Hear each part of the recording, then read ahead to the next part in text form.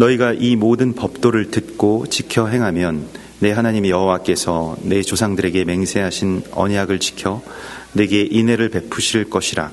곧 너를 사랑하시고 복을 주사 너를 번성하게 하시되 내게 주리라고 내 조상들에게 맹세하신 땅에서 내 소생에게 은혜를 베푸시며 내 토지 소산과 곡식과 포도주와 기름을 풍성하게 하시고 내 소와 양을 번식하게 하시리니 내가 복을 받음이 만민보다 훨씬 더하여 너희 중에 남녀와 너희의 짐승의 암수에 생육하지 못함이 없을 것이며 여호와께서 또 모든 질병을 내게서 멀리하사 너희가 아는 애굽의 각질에 걸리지 않게 하시고 너를 미워하는 모든 자에게 걸리게 하실 것이라.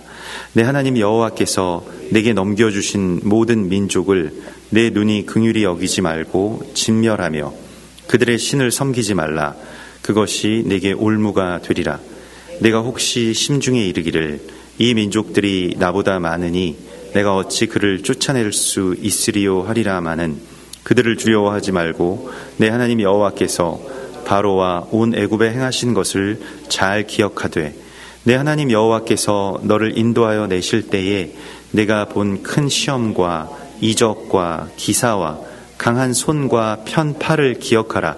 내 하나님 여호와께서 네가 두려워하는 모든 민족에게 그와 같이 행하실 것이요 내 하나님 여호와께서 또 왕벌을 그들 중에 보내어 그들의 남은 자와 너를 피하여 숨은 자를 멸하시리니 너는 그들을 두려워하지 말라.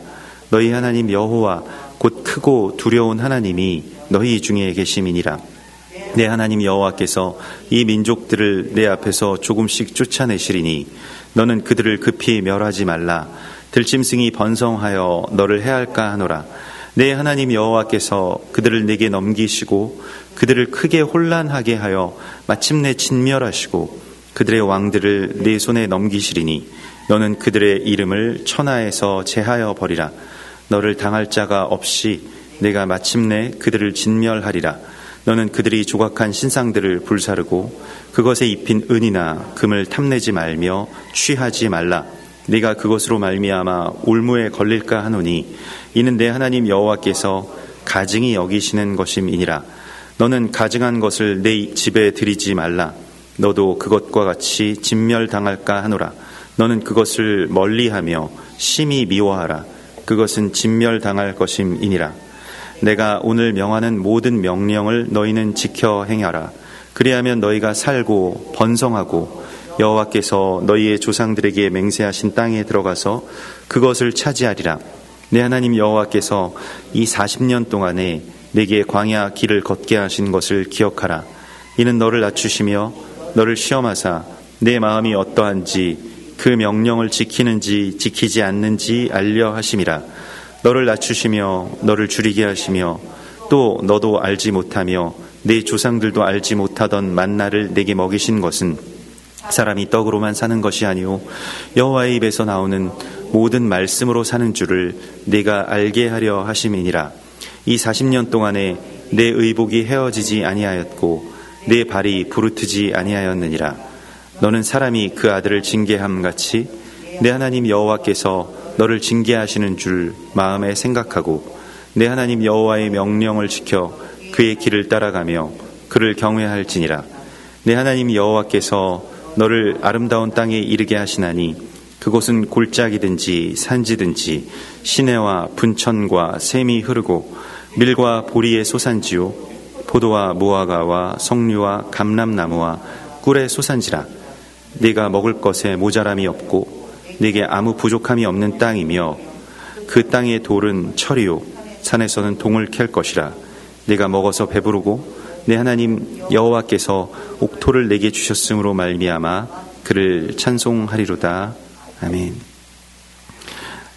이번 주에 토라포션의 제목은 에케브입니다. 이 에케브라고 하는 말은 그 개역 개정에서는 이제 무엇 때문에라고 하는 말로 번역이 되었고요.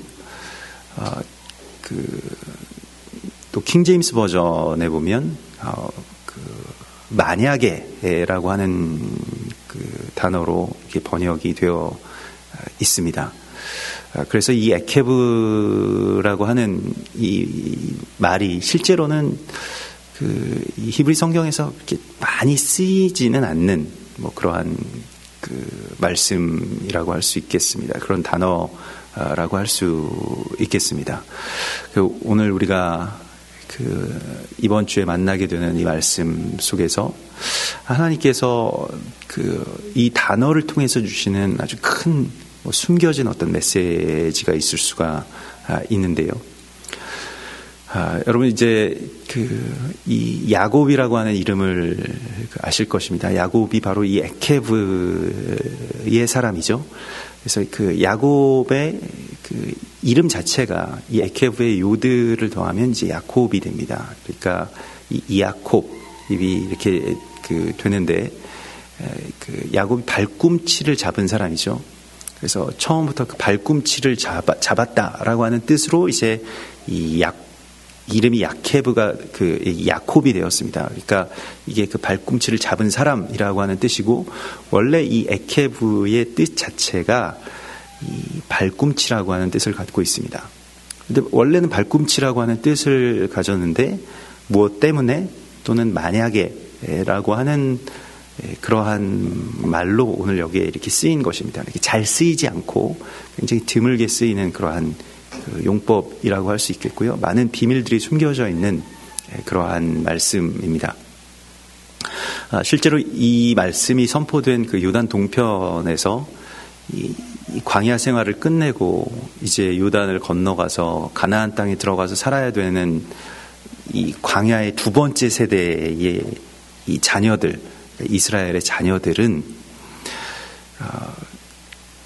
땅에서 살아가는 삶이라고 하는 것을 잘 모릅니다. 그러니까 그게 무엇인지, 또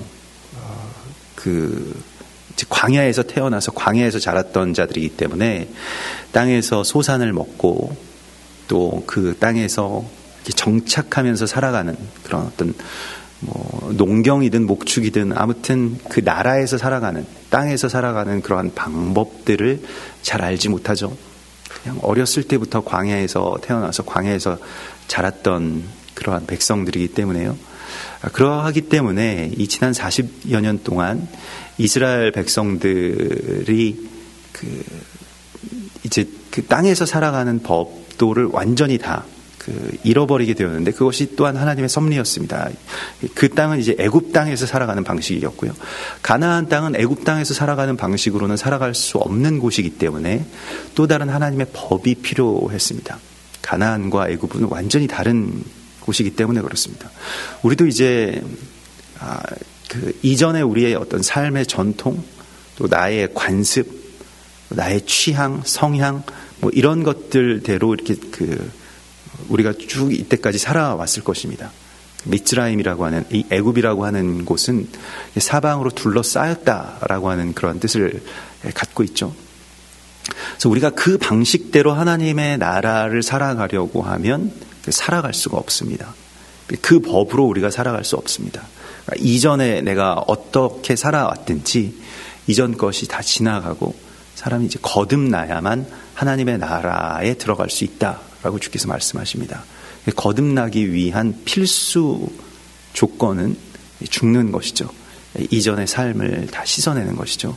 광야의 두 번째 세대처럼 아예 애굽에서의 삶 자체를 모르는 자들이기 때문에 애굽을 그리워하지 않을 수 있는 것입니다. 그 전 세대는 계속 힘든 일만 생기면 애굽으로 돌아가자. 애굽이 훨씬 좋다. 계속 비교하죠. 애굽과 광야를 비교하죠. 어떤 면에서는 광야가 좋을 수 있고 어떤 면에서는 애굽이 훨씬 더 좋은 것들이 있을 것입니다. 애굽에서는 노예였지만 그러나 노예라도 살 집이 있었고, 애굽에서는 그렇게 힘든 고역이 있었지만 그래도 고역이 끝나면 가끔씩 고기도 구워 먹을 수 있었고, 그 벽돌을 굽던 가마에서 벽돌을 다 구워내고 나면 애굽의 고기 가마를 우리가 그리워하노라. 이스라엘 백성들이 광야에서 이렇게 생각했던 것입니다. 근데 두 번째 세대에는 그런 것이 없죠. 과거에 그 매임들이 없는 세대인데 새로운 그 땅에 대한 소망을 하나님께서 그렇게 주십니다. 그래서 오늘 이 12절의 말씀에 이 에케브라고 하는 말이 사실은 개역 성경에서는 약간 킹제임스 버전을 따른 것 같지만 아예 거의 그냥 이 문장 안에 녹아 있죠. 그래서 너희가 이 모든 법도를 듣고 지켜 행하면 이렇게 할 때 행하면 이게 어떤 가정이라든가 if로 번역을 할 수 있다던가 아니면 무엇 때문에 이걸 듣고 지켜 행한 것 때문에 여호와께서는 언약을 지켜 내게 인애를 베푸실 것이라 이런 말씀을 주십니다. 그러면 이제 이 토라 포션은 이제 제목이 굉장히 중요하기 때문에 이 에케브라고 하는 이 때문에라고 하는 말을 좀 더 살펴보면 에케브가 이제 그 발꿈치라고 하는 뜻을 갖고 있는데 발꿈치는 이렇게 쭉 이 발목까지 가다가 거기서 뭔가 이렇게 돌출되어 있는 부분이죠. 근데 어떻게 보면 우리의 몸에서 이렇게 우리가 크게 신경 쓰지 않는 부분입니다. 이 발꿈치를 내가 평상시에 이렇게 잘 볼 수도 없고 별로 이렇게 크게 아프지 않는 이상 그렇게 많이 우리의 몸에서 이렇게 신경이 쓰여지지 않는 부분입니다만은 그러나 사실은 이 발꿈치 이게 하나가 이렇게 나와 있기 때문에 이 뼈가 이렇게 돌출되었기 때문에 에케브라고 하는 것은 돌출되어 있다라고 하는 뜻을 갖고 있죠. 돌출되어 있기 때문에 우리가 이와 같이 서 있을 수 있습니다. 온전하게 설 수 있습니다. 만약에 발꿈치가 상하게 되면 어떻게 될까요? 우리가 넘어지게 됩니다. 그러니까 우리를 일으켜 세워주는 어떤 돌출된 무엇, 그것을 이제 에케브라고 합니다. 창세기 3장 15절에서도 내가 너로 여자와 원수가 되게 하고 내 후손도 여자의 후손과 원수가 되게 하리니 여자의 후손은 내 머리를 상하게 할 것이요 너는 그의 발꿈치를 상하게 할 것이니라 이렇게 말씀하셨죠. 그래서 대적의 원수로 그 발꿈치 원수를 이 원수와 대적하는 또 원수가 가장 노리는 지점을 발꿈치라고 말씀하셨습니다. 에케브라고요. 돌출되다라고 하는 것은 다른 뜻으로는 이제 우리가 이게 돌출됐다라고 표현을 할 수도 있고 남은 자라고 하는 그런 표현이 될 수도 있죠. 그래서 이 발꿈치라고 하는 것은 이중적인 의미를 갖고 있는데 대적의 머리를 상하게 하는 어떤 도구로서 쓰임을 받습니다. 또한 대적에게 가장 공격하는 그러한 대상이기도 하겠죠. 그러니까 대적의 머리를 상하게 하다가 그 발꿈치가 또한 상하게 된다라고 하는 것이 사실은 이것이 태초 복음이라고 합니다. 이게 창세기 3장 15절의 말씀이요. 그러면 이 발꿈치는 무엇을 의미하겠습니까? 이 발꿈치라고 하는 것을 오늘 이 본문에서는 법도를 듣고 지켜 행하는 것, 그것과 연결되는 것이라고 말씀을 하고 있고요. 이 제임스 스톤이라고 하는 유대인 신학자는 시편 89편에서 이 에케브라고 하는 말이 나오는데 이것도 번역이 어떻게 되어 있냐면 시편 89편 51절에 보면 여호와여 이 비방은 주의 원수들이 주의 기름 부음 받은 자의 행동을 비방한 것이로소이다. 여기서 에케브라고 하는 말이 어떻게 쓰였냐면 주의 기름 부으신 자의 행동이라고 번역이 되어 있습니다. 그러니까 에케브 메시아흐 이렇게 되어 있는데 메시아의 에케브를 비방한 것이로소이다 이렇게 되어 있다는 것입니다. 그러니까 다른 말로 번역하자면 메시아의 발꿈치를 대적들이 비방했습니다 라고 하는 것입니다. 그럼 메시아의 발꿈치를 어떻게 해석을 했느냐? 그 유대인 주석가는 이 메시아의 발꿈치라고 하는 것은 메시아가 오실 그 세대, 그 마지막 세대를 의미하는 것이다. 그 라스트 제너레이션을 의미한다라고 이렇게 말을 하고 있습니다. 우리도 라스트 제너레이션이죠. 그리고 지금 요단강을 건너기 직전의 그 세대도 라스트 제너레이션입니다. 그러니까 그 땅에 들어가는 세대를 메시아의 에케브라고 하는 것입니다. 그러니까 어떻게 보면 이 머리에서부터 시작해서 발꿈치라고 하는 것은 가장 아래에 있지 않습니까? 가장 밑에 있는 것이고요. 몸으로 치면 모퉁이돌과 같은 곳이죠. 거기가 메시아의 그 발꿈치, 그리고 우리를 뜻하는 것이고요. 마지막 세대의 교회를 뜻하는 것이고요. 또한 대적을 상하게 할 그 메시아이신 예수와 자체를 그렇게 뜻하는 것이기도 합니다. 그래서 주의 기름 부음 받은 자의 행동이라고 하는 것이 바로 주의 기름 부음 받은 자의 에케브를, 그래서 번역을 이제 행동이라고 번역을 해놓았습니다만은 행동보다는 여기서 이 에케브라고 하는 것이 바로 그 발꿈치를 상징한다, 그렇게 뜻한다라고 볼 수 있겠습니다. 오늘 이 히브리어 성경으로 이 7장 12절을 보면 그 번역이 되지 않은 한 단어가 이제 있게 되는데, 보통은 잘 번역을 하지 않는 단어이기도 합니다. 그러니까 너희가 이 모든 법도를 듣고 지켜 행하면이라고 하는 이 말에서요, 이 에케브가 나오고요. 그러니까 만약, 그리고 그러니까 우하야, 에케브, 그 다음에 샤마, 에트, 미슈파팀 이렇게 나옵니다. 그래서 그 미슈파팀이라고 하는 것이 이제 법도죠. 근데 그 법도를 듣고라고 했을 때 샤마가 됩니다. 그리고 지킨다라고 하는 것은 샤마르가 되고요. 행한다라고 하는 것은 이제 그 아싸가 되는데, 그런데 에케브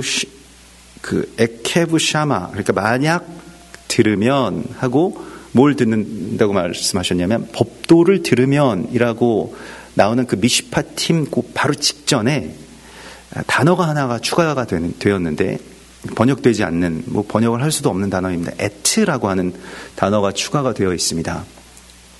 그 에트라고 하는 단어는 그 뜻이 없는 단어이긴 합니다만은 그래서 그냥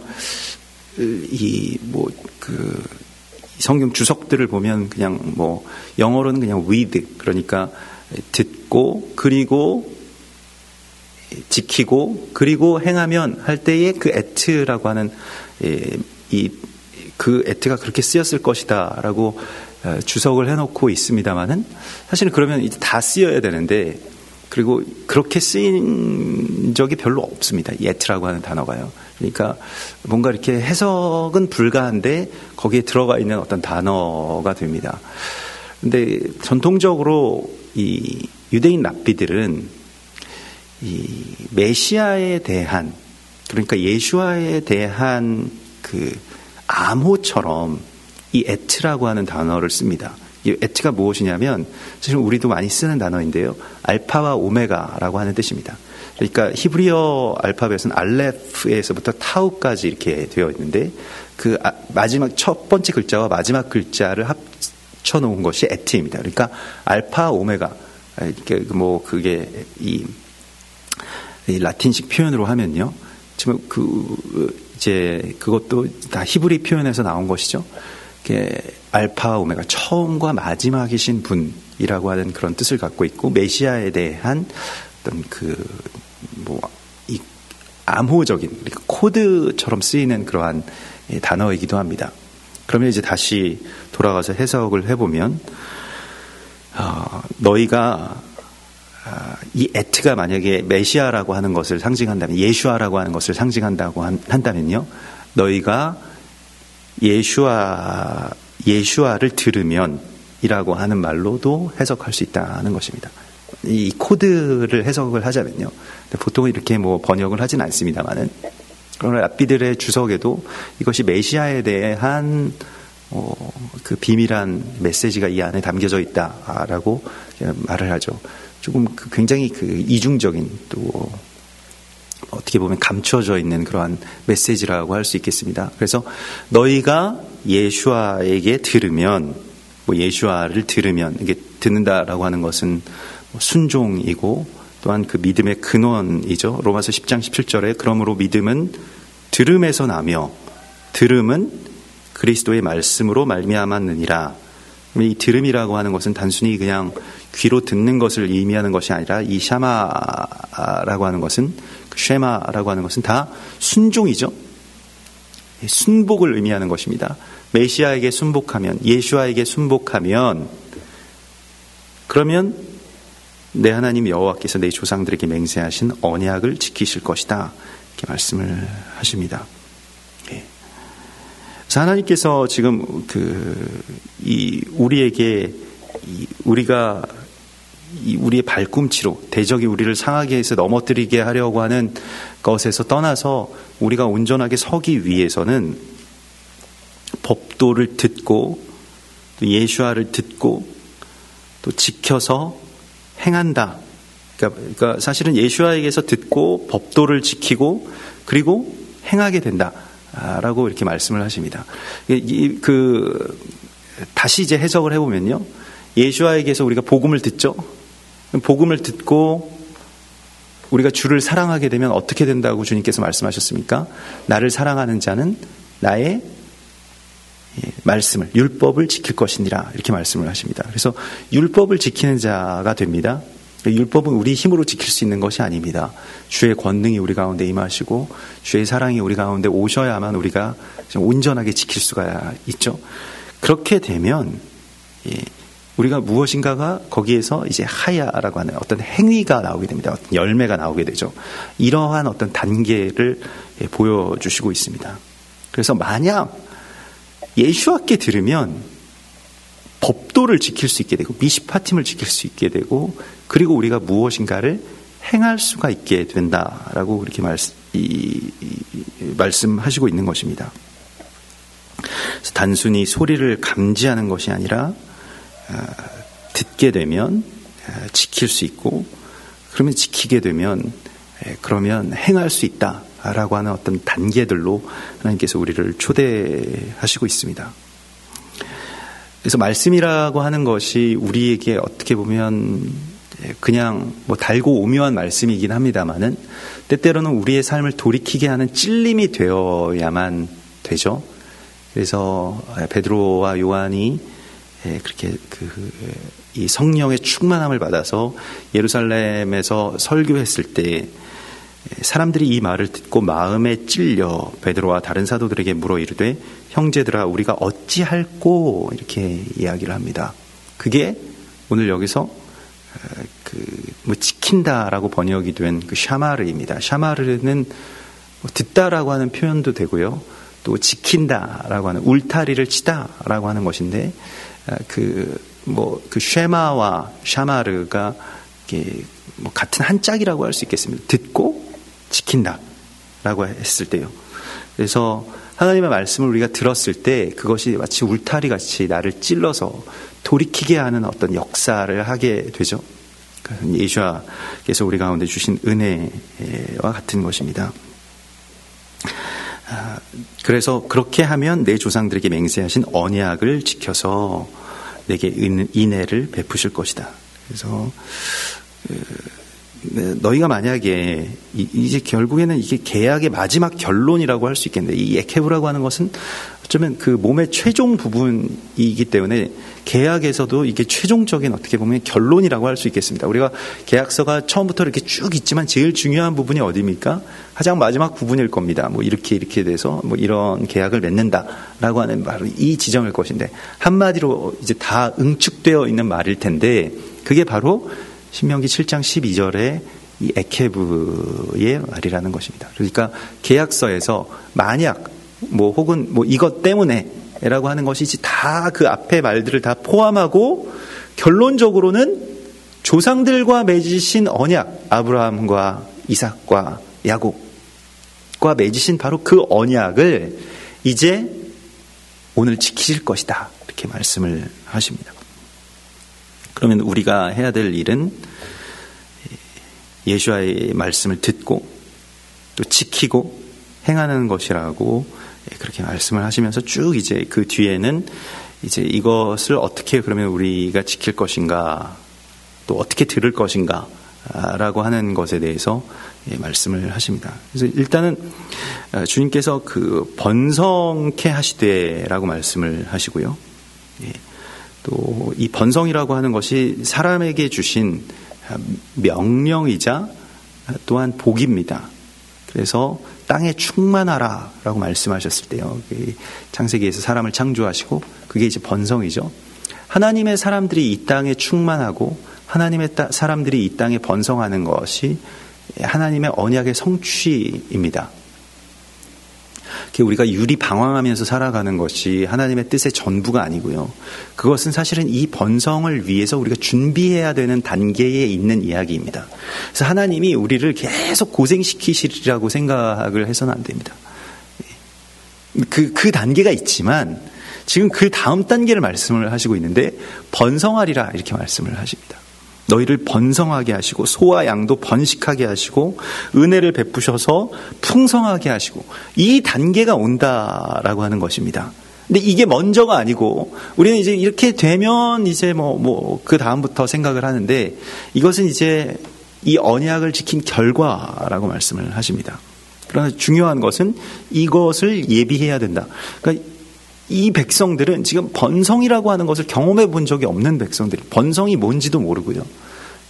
소와 양이 충만하고, 곡식이 충만하고, 배불리 먹고, 이런 걸 경험해 본 적이 없는 사람들입니다. 어떻게 보면 참, 안쓰러운, 모세가 볼 때는, 모세는 이제 애굽의 왕자 출신이기 때문에 다 경험해 봤죠. 근데 어떻게 보면 이 백성들, 이 광야에서 태어나서 이 자란 이 아이들을 보면 그냥 안쓰러운 마음이 들었을 것 같아요. 그렇지만 하나님이 마침내 너희들을 그 번성 가운데로 이끄실 것이다 라고 그렇게 약속을 하십니다. 그래서 생육하고 번성한다라고 하는 것은 우리에게 있어서 복이기도 하고 사명이기도 하다라고 하는 것을 우리가 깊이 깨달아야 합니다.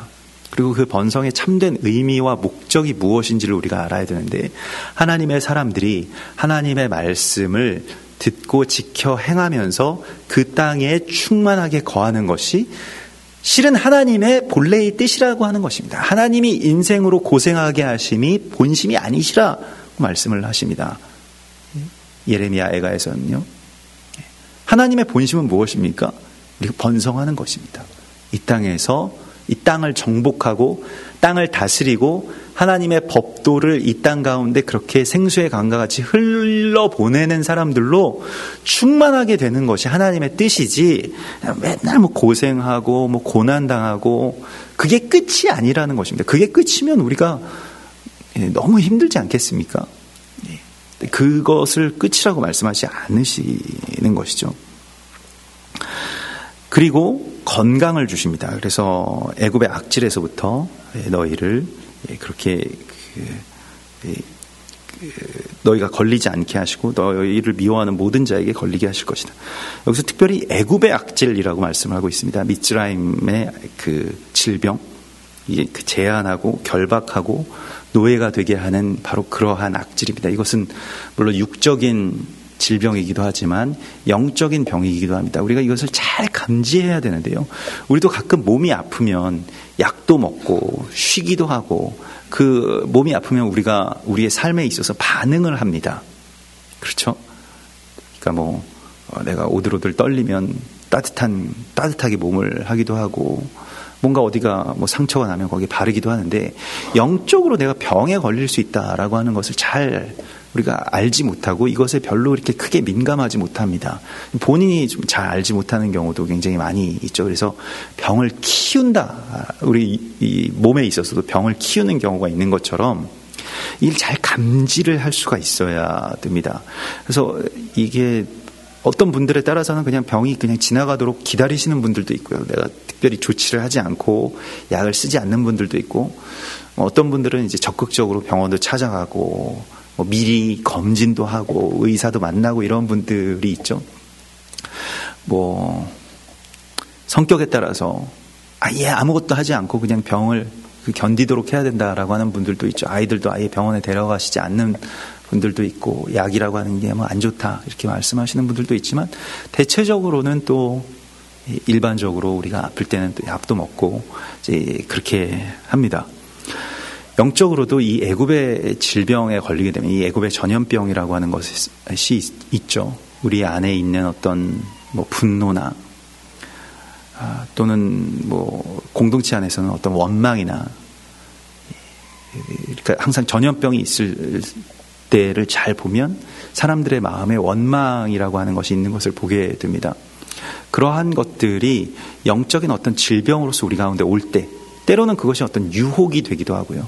사람의 마음을 분주하게 하는 것이 되기도 하고요. 또는 두렵게 하는 것이 되기도 합니다. 이게 다 질병입니다.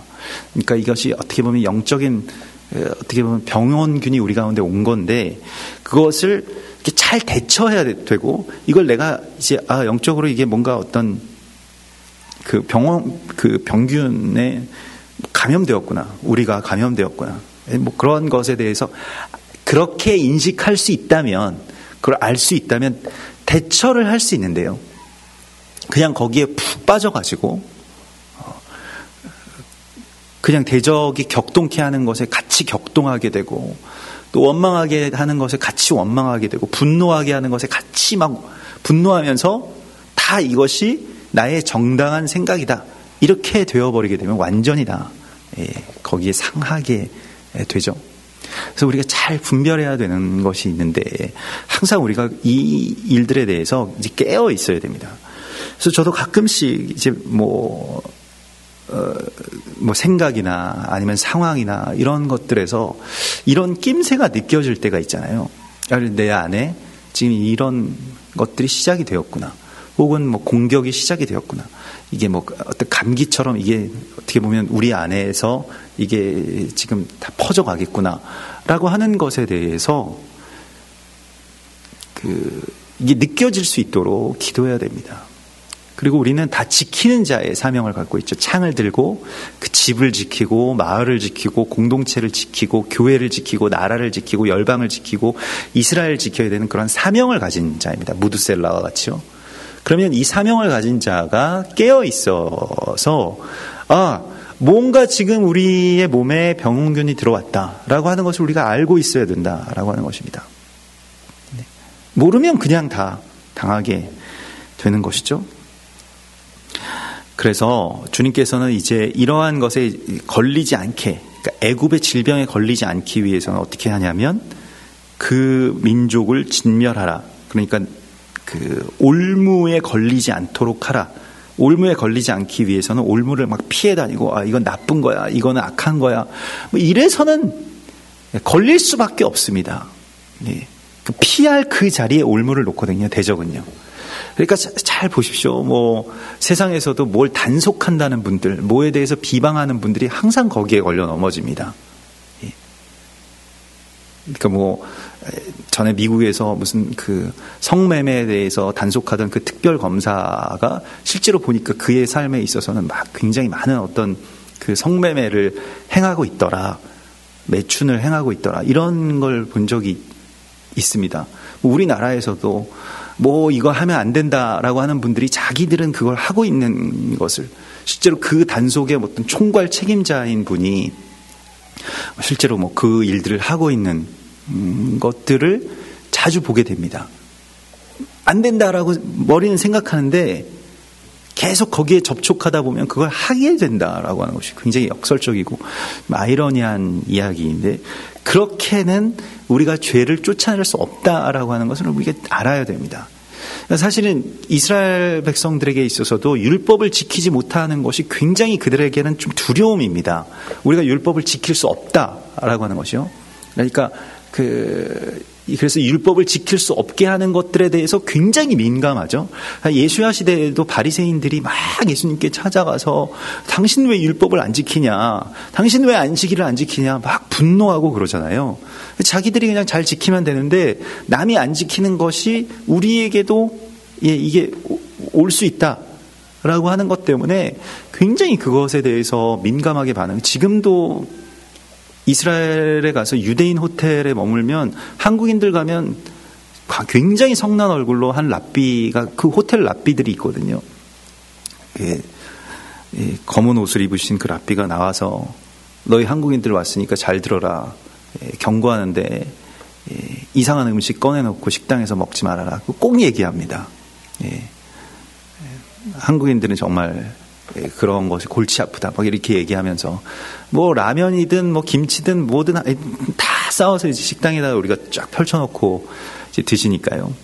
유대인들에게 있어서는 여기 코셔 식당인데 이거 여기를 더럽히지 말아라 라고 이야기를 합니다. 그래서 알겠다고 말은 합니다만 뭐 단체로 가면 뭐 그게 지켜지지가 않죠. 항상 나중에 또 트러블들이 일어나곤 하는데 말씀을 지킨다라고 하는 것에 있어서 무엇을 내가 경계한다고 해서 지킬 수 있다면 이 율법으로 말미암아 구원을 얻을 수 있을 것입니다만은 그렇지 못한 것이죠. 그렇기 때문에 우리가 그들을 두려워하지 말고, 그러니까 지킬 수 없다라고 하는 것에 대한 어떤 두려움보다는 먼저 적극적으로 그 안에 가서 그 모든 대적들을 먼저 진멸하고 그 땅을 정복하고 그 땅에 충만하게 하나님의 인애와 사랑으로 그 땅에서 행하는 것을 통해서 하나님께서는 하나님의 법도를 지키면서 살아가는 하나님의 나라를 회복하신다고 말씀하십니다. 법도를 왜 지켜야 됩니까? 그러니까 법도는 그냥 지켜야 되니까 지키는 게 아닙니다. 법도가 있어야 나라가 서기 때문에 그렇습니다. 그래서 우리가 그 법을 지키면서 살아간다는 것은 그 나라를 만드는 것이기 때문에 중요한 것이고, 법도를 그냥 안 지키면 안 되니까 지키는 것으로는 나라를 세우는 것까지 나갈 수가 없게 됩니다. 그냥 법도에 머물게 됩니다. 율법은 사실은 하나님의 나라의 법이기 때문에 우리가 사실 다 지켜야 되는 것입니다. 근데 의무로서는 지킬 수가 없기 때문에, 그리고 그렇게 되지도 않기 때문에 하나님을 정말 깊이 사랑하고 예수와 함께 동행하는 그 삶 가운데서 나오는 그 사랑하는 삶, 그것이 이제 그것을 정리해 놓으면, 또 그것을 울타리로 만들어 놓으면 이제 법도가 됩니다. 율법이 되는 것이죠. 그렇기 때문에 어떻게 보면 선후에서 우리는 이제 보통 일반적으로 구약이 먼저고 이제 신약이 그 다음이라고 생각을 하게 됩니다만은, 물론 그럴 수도 있습니다. 뭐 시간적으로도 그렇고 과정적으로도 그렇습니다만은 또 그게 이제 선후만이 아니라 반대가 되는 것도 많이 보게 됩니다. 그러니까 주님을 더 깊이 사랑하고 예수와를 만나서 우리가 구원을 얻고 그 당신을 우리가 사랑하고 그 안에서 있으면 그 다음에 법도를 지키는 삶으로 나아갈 수 있게 되는 것이죠. 우리가 그 법도의 중심이 되고 미시파 팀들이 됩니다. 그러니까 법도를 행하는 자들이 되는 것이죠.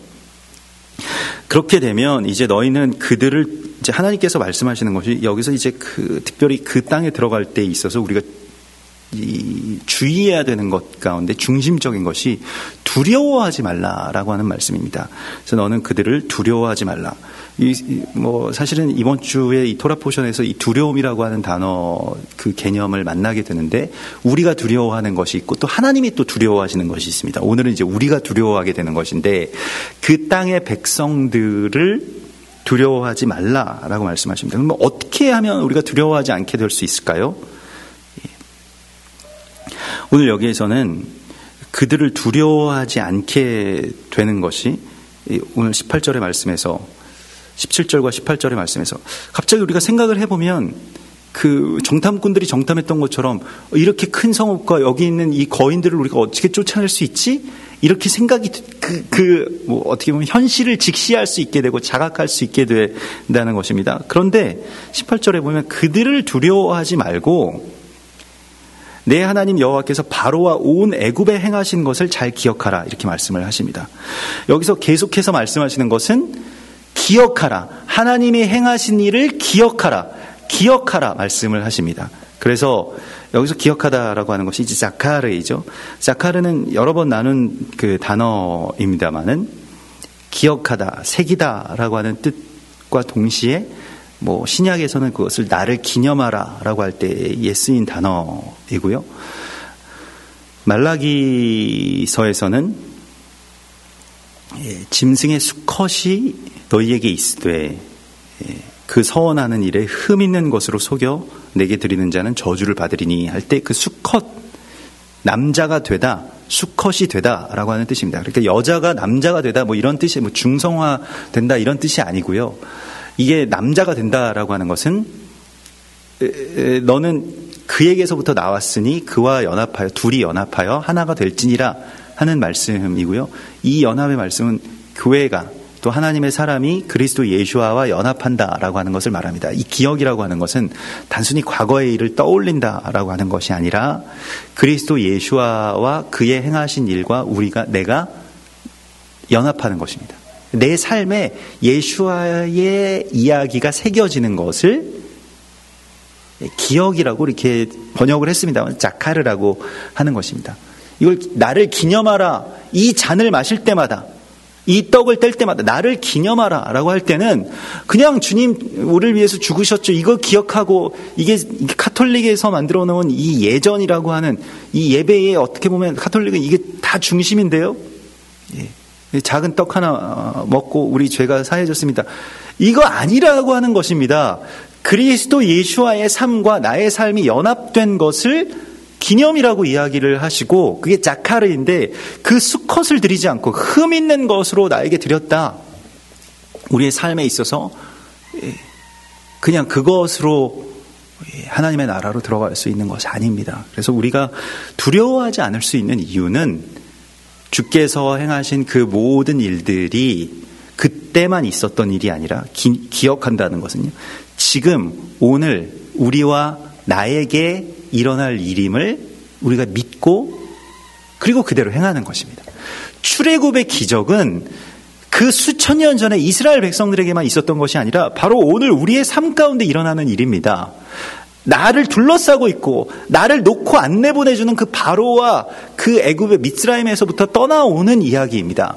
그리고 떠나오지만 그러나 아무리 발버둥 쳐도 우리의 어떤 습성이나 관습이나 생각들이 거기에 매어 있는 것이 씻겨지는 이야기가 바로 출애굽의 이야기인 것입니다. 이것이 주님을 기념하는 일이고 주님을 기념한다는 것은 주님을 살아가는 이야기입니다.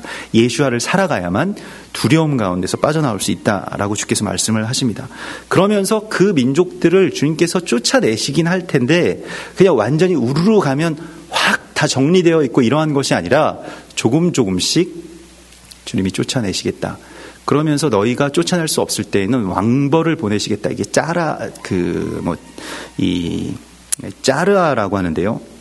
이 짜르아는 아주 아프게 찌른다라고 하는 뜻이고요. 이게 뭔가 그 찌르는 것에서 문둥병의 그 근원이 되기도 하는데, 아무튼 이 왕벌을 보내셔서 이 일들을 이제 행하시겠다라고 하는데, 왕벌이라고 하는 것은 굉장히 신비한 존재이죠. 네, 그래서 그 민족을 쫓아내실 때 사용하시겠다. 어떤 찌르는 어떤 존재를 보내시겠다. 이것도 어떤 비밀한 어떤 코드이기도 합니다. 하여튼 그렇게 넘어가서 하나님께서는 우리가 그 나라에 들어가는 데 있어서 그 나라의 백성들을 쫓아내 주실 것이기 때문에 너희가 급히 멸하지 않고, 급히 멸하게 되면 그 땅이 이제 완전히 없어지게 되고, 또 들짐승들이 거기에 또 그 짐승들이 그 자리를 차지하게 된다라고 말씀을 하시죠. 지금 애굽에서 4대 만에 돌아오리라고 하신 이 언약은 아브라함에게 주신 언약이죠. 애굽의 백성들, 애굽으로 갔던 백성들이 돌아오게 되는데 4대 만에 돌아오게 될 것이다. 왜 이런 일들, 이런 과정들이 있었을까요?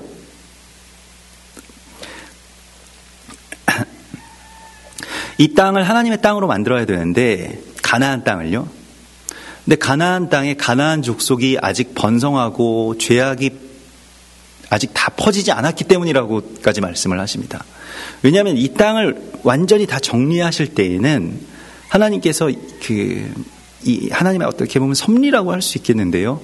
이 땅에 죄악이 완전히 다 퍼졌을 때 하나님의 백성들이 들어가서 그 죄악된 백성들을 이렇게 진멸하게 되는 것이라고 말씀을 하십니다. 그냥 빈 땅에 들어가는 이야기가 아니라고 말씀을 하시죠. 그래서 여기서 그 짐승들이 번성하여서 그 땅에 이제 해하게 된다. 이 짐승은 그 땅에 사는 백성들보다 더 심각한 존재들입니다. 짐승이라고 표현된 것은 이제 계시록에도 나오는데요. 멸망하는 짐승, 그 자기 배만 위하는 짐승, 욕망과 그저 폭력으로 아주 점철되어 있는, 아주 인간의 어떤 이성이나 자비나 이런 성정들이 완전히 다 제거되어 버린 어떤 존재들을 또한 뜻하기도 합니다.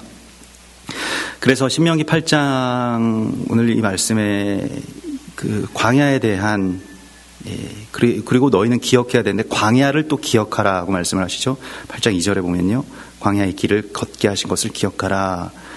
그래야 해서 아주 중요한 요절 가운데 하나죠. 3절에 너를 낮추시며 너를 줄이게 하시며 너도 알지 못하며 내 조상들도 알지 못하던 만나를 내게 먹이신 것은, 광야의 의미가 무엇이냐면 사람이 떡으로만 사는 것이 아니요 오직 여호와의 입에서 나오는 모든 말씀으로 사는 줄을 내가 알게 하려 하심이라. 광야 생활을 굉장히 어떻게 보면 함축적으로 정리하고 그 의미가 무엇인지를 명확하게 해주십니다. 떡으로만 사는 것이 아니에요. 하나님의 말씀으로 사는 법을 배우기 위한 곳이 광야라는 것입니다. 광야 생활을 끝내려면, 잘 졸업하려면, 이 졸업시험 통과하려면 어떻게 해야 될까요? 말씀으로만 사는 삶이 나의 삶의 증거가 되고 이게 나의 삶에 새겨지면 광야를 졸업할 수 있습니다. 아니면 광야 생활을 계속해야 되겠죠. 그러면서 광야에서 있었던 일들, 근데 광야에서는 결핍의 시간이지만 또한 굉장한 기적과 감사의 시간이죠. 우리가 돌이켜 지나놓고 생각하면 그 시간을 내가 어떻게 살았지? 우리가 어떻게 견뎠지? 어떻게 지금까지 온 거지? 라고 생각되는 그러한 그 시간의 터널들이 있습니다. 광야와 같은 시간들이 있죠. 이 40년 동안에 이스라엘 백성들이 돌이켜서 생각을 해보니까 의복이 헤어지지 아니하고 발이 부르트지 아니하였다. 당연히 다 그런 건 줄 알았을 겁니다. 광야에서 태어나고 자란 백성들은 의복이라고 하는 거 아예 헤어지지 않는 것이고 발이 부르튼다는 건 알지도 못하고 살았을 것입니다. 그런 분들이 있죠. 너무 건강해서 아픈 거를 이해를 하지 못하는 분들이 있죠. 감기가 뭐냐 이렇게 이야기를 하시는 분들이 있죠. 이 어깨가 결린다는 게 무슨 느낌이냐, 한 번도 경험해 본 적이 없기 때문에 그게 뭔지 모른다라고 이야기하는 분들이 있죠. 그냥 당연한 것처럼 느껴지는데 사실은 이 모든 것들을 하나님께서 베풀어 주신 기적으로 인식을 하는 것이 이제 중요합니다. 우리의 삶 가운데도 우리가 알지 못하는 기적이 너무너무 많이 베풀어진 거예요. 병원에 가보면 알 수 있습니다. 정말 우리가 이렇게 사는 것만으로도 너무 큰 기적 가운데 살고 있구나라고 하는 것을 병원에, 또 소아암 병동 이런 곳에 가보면 정말 깊이 알 수 있죠. 아무리 아이들 힘들게 해도 그래 아프지 않은 것만으로도 너무 큰 감사고 기적이다라고 하는 걸 그런 곳에 가면 이제 비로소 알게 되는데, 그걸 좀 우리에게 느끼라고 말씀을 하십니다. 그걸 알고 깨달으라고 말씀을 하십니다. 그리고 너는 사람이 그 아들을 징계함 같이 하나님 여호와께서 징계하시는 줄, 그 징계를 기쁨으로 받아들일 수 있는 단계까지 나아가. 이러면 이제 성숙한 거죠. 이게 매가 필요하지 않은 때는 매를 감사할 정도가 되면 매가 이제 더 이상 필요하지 않게 됩니다. 어린아이의 단계에서 벗어나서 이제 성숙해졌기 때문입니다. 매를 그대로 가르침으로 받아들일 수 있으면 말로 해도 알아들을 수 있습니다. 그렇죠? 안 그러면 말로 해도 알아듣지 못하기 때문에 매를 맨날 때려야 되는데요. 히브리서 12장 8절에서는 징계는 다 받는 것이거늘 너희에게 없으면 사생자다라고 말씀을 하십니다. 친아들만 아버지가 혼낼 수 있다 라고 말씀을 하시는 것이죠. 얼마나 감사한 것인지를 알아야 됩니다. 이 징계가 우리 가운데 임할 때는요, 자각을 할 수 있도록 도우시는 것이기 때문에, 그래서 내 하나님 여호와의 명령을 지켜 그의 길을 따라가며 그를 경외할지니라. 이게 계속해서 어떻게 보면 이스라엘 백성들의 전략이 됩니다. 그 땅에 들어가서 두려워하지 않고 그 땅을 차지할 수 있는 길, 또 그것이 에케브, 곧 예수아의 길을 따르는, 그리고 야곱이 그 발꿈치를 잡았던 것과 같이 대적을 상하게 할, 그리고 하나님의 나라에 들어갈 수 있는 이 마지막 이 남은 것, 돌출된 것, 그리고 우리를 서게 하는 이 에케브이신 우리 메시아를 붙들고 그분과 온전하게 연합하고 그 말씀으로만 살아갈 수 있는 법을 깨닫고, 이 광야의 생활의 이 마지막 지점에 우리가 와 있기 때문에 이 광야 학교라고 스데반은 그렇게 이야기했죠. 광야 학교를 잘 졸업하라고 주께서 말씀을 하시고 있습니다. 같이 기도하겠습니다. 우리 주님 바라보시면서 또 오늘 주신 말씀도 이번 한 주 동안 주실 주님의 말씀과 은혜들을 우리가 기대하면서 우리도 발꿈치를 붙잡는 자들 되게 하여 주시고, 또 우리의 발꿈치로 대적을 상하게 할 대적을 진멸시킬 주의 군대로 온전하게 설 수 있게 해달라고 소망하시면서 같이 기도하겠습니다. 할렐루야. 감사합니다. 주여, 주여. 오 주님, 우리를 새롭게 하시고 우리를 강하게 하시고 우리를 온전케 하여 주신 주님을 찬송합니다. 오 주님 감사합니다. 할렐루야.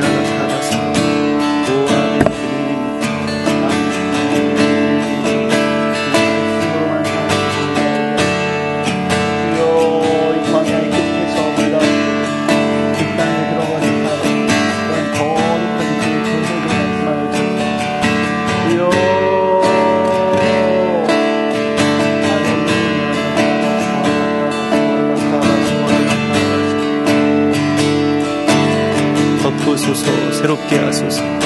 주여.